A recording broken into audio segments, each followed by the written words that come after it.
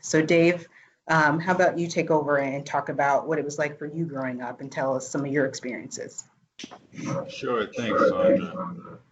Um, First, like everyone said here, we're all grateful and appreciative of this opportunity to have this discussion in this forum here, Duke. It really says a lot about the company, and I'm proud to be a part of it.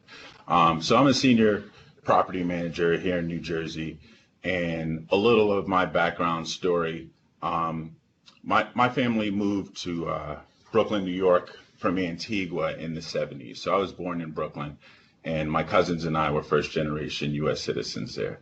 My mom and dad split early on when I was 2 years old, and my dad remained in my life. So I spent pretty much all my fun time during those times in Brooklyn, growing up either with my dad or one of my two uncles' families.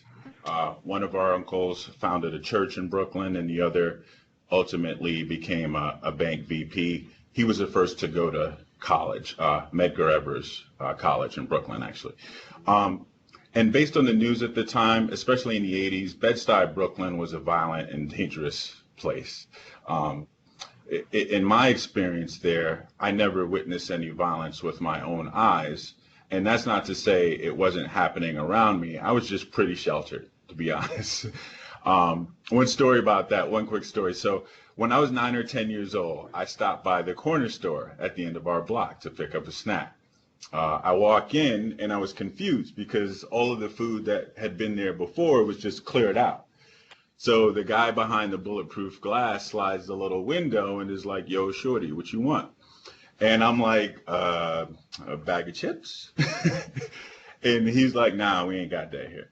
So soon after in school, I think it was social studies, the teacher actually talked about the details of the drug trade and how people would take over a store and put a guy, they call it a chicken, out front and just sell drugs in the store. And so I'm sitting in class like, like that's what that was. So needless to say, I was pretty sheltered, thankfully. And living in an all-black community in Brooklyn, man, I grew up with just a lot of pride, a lot of love between family, even in school. I mean, school, my parents, like I said, West Indian, invested in private school. So that's an investment they had to make in the situation we were in to get that solid education. But it was also an all-black school. So the other kids' families are paying for them to go as well. So it was kind of reverse what you normally see. Like we would celebrate each other when we got good grades. Like that was those were some of the best times I can remember in my life because we were just little kids. It's sixth grade. You don't know anything from anything, but you're happy when your best friend gets all A's and you got it too. Like you guys celebrate that together. So that pride, I think, really stuck with me. And meanwhile, with the adults, I kind of wondered who is this white man that people keep talking about, and why is he having such an impact on our life? When people get laid off, you'd hear adults say, "Oh, the white man, he laid us all off first." Right. And so as a kid, I'm just thinking like, who is this guy? Like, where is he? Why is he bothering us? So around junior high, I moved to Connecticut with my mom. And I had the test scores and grades to get into the new school. I went to public school in the suburbs and not private school. So I had the grades to get on the highest track, the honors track. And the guidance counselor said, "Well, let's try you out one rung down first and see how you do." And my father was furious. I shrugged it off. I did the advanced classes instead of honors. And after a few months, I'm bored in the class because the school I had been at was 6 months ahead. So eventually I did get bumped up to the honors track. And after, the initial culture shock of moving from an all-black neighborhood in Brooklyn to an all-white neighborhood in Connecticut, I remained on that track and went to UConn to study mechanical engineering. And after 10 years of working in engineering, I had a career change to commercial real estate, which is where I am now. So just wrapping up, I went to school on scholarship. There are multiple organizations that were helpful along the college path in thinking about this, including a summer What is Engineering program, junior year in high school, the minority engineering program during school that I was a part of at UConn, gave tutoring, Inroads, which provided that first summer job opportunity to the job that I, initially worked at for like 15 years. So that's my story. That's your story. Sounds like we both had a similar guidance counselor who kind of doubted our abilities. Supposed to be there to support us, right? Right. And eventually had to prove them wrong. Right, exactly. Okay, Jeanine, you want to talk to us about what it was like for you growing up? Sure. I'm Janean Wilson. I am the claims manager here at Realty in the risk management department. I have been in my career for 30 years. I thought I would introduce myself by telling you a little bit about my family. I was born and raised in southern New Jersey, as were my parents, as were their parents, and just, grew up in New Jersey.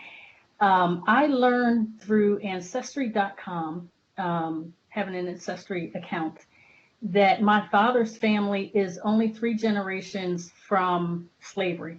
Wow. And a generation, I looked this up, a generation is 30 years. So that's only 90 years. That means my dad knew a slave. I think it's important just to know, like, slavery wasn't a long time ago. It is very recent history. So his grandmother was a slave. And so that's just 3 generations. I have seen the chattel sheet showing my ancestors being sold as property. 3 Negro males, 1 Negro female. And so if you do Ancestry.com as an African American, you very well may hit a wall and, end up seeing your family as property. On my mom's side of the family, my grandfather was the first African American to integrate a firehouse at the fire department. So the fire department in Camden, New Jersey was segregated, and he integrated an all-white firehouse. If you know anything about firehouses, firemen sleep overnight in the firehouse. Well, they had him sleep in a broom closet on a cot because no one wanted to share a cot or a bed with a black man. He did 28 years as a fireman, but he kept that room in the broom closet because he didn't ever want them to forget that they made him sleep in a broom closet. He's quite a man. I am also related to Mildred Loving. If you are familiar with the Supreme Court case Loving versus Virginia, in which she's African American and married a white man, and it was illegal to have an interracial marriage in Virginia, and they were chased to the state line to Washington, D.C., where they had to live. They could not go home and visit their families because they would have been arrested and imprisoned for being an interracial married couple. That's my grandmother's first cousin. Wow. So I grew up just hearing those stories all the time. I am a married mother of 3. I have a 28-year-old son. I have a 25-year-old daughter and an 11-year-old son. I am married to an African-American man, and he is still followed around in department stores when he goes shopping. We had to run to JCPenney's one night. We hadn't bought a outfit for my 11-year-old, who was probably 8 or 9 at the time. He needed a suit for school, and of course we had forgotten to pick one up. Let's run to the mall really quickly and pick that up. And this woman just followed us everywhere. In the children's department of JCPenney's, it's so ridiculous. My husband is 54 years old. He has his MBA. We were dressed from work, and I'm like, why is this woman everywhere? And he just turned and looked. He said, I'm a black man, Jeanine. This happens to me all the time. And, I don't even have that happen to me, but it's something that he is very, accustomed to. He went to a store to buy tea, and it was like $6 tea on top of that. And the woman questioned whether the $10 bill that he was using was counterfeit. And he had to say, really, would I make a counterfeit $10 bill to buy tea? You've got to be kidding me. He was dressed for work. And I just say all those things. You would think in 2020, you wouldn't have to explain that, one, he has his MBA, and two, he was dressed for work and he had just run to the store in his lunchtime. But, that's the reality that he has to deal with. Just one brief thing that I remembered, I was using corporate card to purchase something, and the cashier called to make sure like it was mine. I was like, it's my corporate card. Like, here's my ID. I can show you all of my ID. And it was so embarrassing to like, well, I need to make sure this is your corporate card. And I'm someone who my credit card number has actually been stolen, and someone has gone to Best Buy and purchased $5,000 worth of TVs, and they never asked them for their ID, but I'm using my corporate card, and I can't buy $25 worth of whatever it was I was buying at the store, and had to prove who I was. So, these are just things that I guess you get used to. Yeah. But it doesn't seem fair that you would have to go through that. Yeah, right. Yeah, it's hard it's sad that we get used to it, right? That we're used to these things happening, and it's hard that over all of these years there's been change, but there are still things that we have to deal with. It's hard to deal with. Yeah. Mm-hmm. Yeah. Okay, Mike, how about you? Tell us a little bit about what it was like for you growing up. Yeah, so I'll start with a quick kind of background as well too on my family and my background. So both my parents are Nigerian immigrants, and they came to the U.S. for college. My dad was super eager to leave Nigeria, so he attended the very first college that he would get a scholarship from, which was Oklahoma State. So that was in the late 70s. So he got a crash course in racism and what it was like to be Black in America pretty much from the jump. Both my parents are survivors of the Biafran Civil War, which took place in the late 1960s. And this war, basically it forced my parents and millions of other Igbos to kind of leave their homes for 2 years. And they were jumping from town to town, and basically they were living and hiding in the bush, as my parents would say, to flee persecution. In contrast to that, I grew up in Yorba Linda, which is a predominantly white suburb in North Orange County. And from elementary school through grad school, I basically was always one of the few or only Black kids. So I guess it's kind of fitting that I found my way into commercial real estate, because that's basically how my whole life has been. So growing up, I basically was seen as an Americanized Nigerian kid with a weird last name who talked white. So put in a different way, I was too American to be Nigerian, too white to be Black, and then too Black to be white. So we grew up in a really nice neighborhood, but our house was targeted and vandalized a few times growing up. One time I can remember a die nigger note etched in large letters in my parents' front yard, which was tough around my sister at the time, who was 7. But when you're growing up, you just kind of take that, and kind of like everything else, you just shrug it off and, take it as it is. But that's just kind of some of the things that we experienced growing up.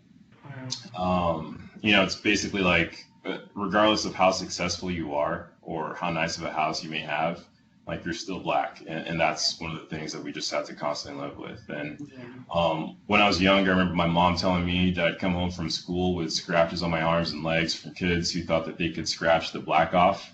And I remember basically like in elementary school, this is probably the most that I'd be called a nigger in school. But as I got older, the only times that probably happened was when it slipped out by accident. When people forgot that I was either in the group or I was around to kind of hear what they were talking about. But I think even if people don't say the word, you still feel it, and the psychological impact of that is really what kind of sticks with you. And I can remember my dad, dropped me off at elementary school every day, and he would always talk to me about the importance of working hard. And in his thick Nigerian accent, he'd always say, because my first name is actually Chigoze, so he'd call me Chi. So he'd be like, Chi, you need to work twice as hard as your white classmates because you will not get the same opportunities. And if you work hard and you don't get what you want, you need to work harder. And that was my morning pep talk every single morning. And it's one that I've started to kind of have with my son as well too, who's 9. Yeah. And my parents, they're super strict growing up as well too. So we had a curfew, or I had a curfew of 9 p.m., which meant it was actually 8:30. And I can remember asking my parents to go, if I could go to an 8 p.m. movie with my friends. And my dad, same thing with his thick Nigerian accent, was like, what is the difference from watching a movie at 2 p.m. versus 8 p.m.? And isn't it more money to go at 8 p.m. in the evening? It's like, I can't really argue with that type of reasoning. So you can guess where my first job was, the movie theater, so I can hang out with my friends. But I understood the reason that they were doing that was to kind of protect me and, basically from the real world. Yeah, right. They have to keep you safe. Yeah. Yeah. Natalie, you want to share your experiences growing up? I do. So I'm Natalie Tyler-Martin, Vice President, Regional Asset Manager for Atlanta, Savannah, and Georgia. So I'm an Atlanta native. My mother's an Atlanta native, and my dad is from a small town in South Carolina. So I'm a true Southerner at heart. Like Jeanine, I've done a lot of the Ancestry.com stuff. And like Jeanine, I'm about 3 generations too away from slavery. We can trace back, like my great-great-grandfather actually owned his own land. But before that, that's when we know that there was a sale of slavery. My mother's a retired middle school educator, author of many books, mostly on Black history. My father is a Vietnam veteran who retired from UPS after 34 years. It was interesting growing up in Atlanta because you're in the heart of the civil rights movement, and then you're at the heart of Jim Crow. So growing up, you learn to be very aware of people and your surroundings at a very young age. I was fortunate to grow up in my mother's shadow. She was and still is active in a lot of local civic organizations that focus on social justice. So like NAACP, Urban League, UNCF, and our sorority Delta Sigma Theta. My parents decided when I was in the 1st grade to make an investment and send me to private school, similar to Dave. So I went to a fairly prestigious private school so I could have access to a quality secondary education that was not available in my community. Even though the school was technically in my community, I couldn't get a quality public education in my community. So my parents decided to make that investment for me to go to Woodward. After 12 years of observing how the true entitlement and privilege of Woodward, I decided to go to Fort A&M University, which is a historically Black college. For really 2 reasons. One, the cultural experience, and then a quality education from people who cared about the success of me as what it would be like for a young Black woman who would have to face a world that is already designed with roadblocks. And so going to FAMU was an amazing experience, just personally and educationally. And then similar to Dave, while I was in college, I was an En-ROADS intern. And that's where I was introduced to Duke Realty. And, over the last 17 years that I've been with Duke, it's been really cool for me to watch our intentional efforts towards making a change, an impactful change in diversity and inclusion, in which has created the space for us to have this conversation today. Yeah, that's great.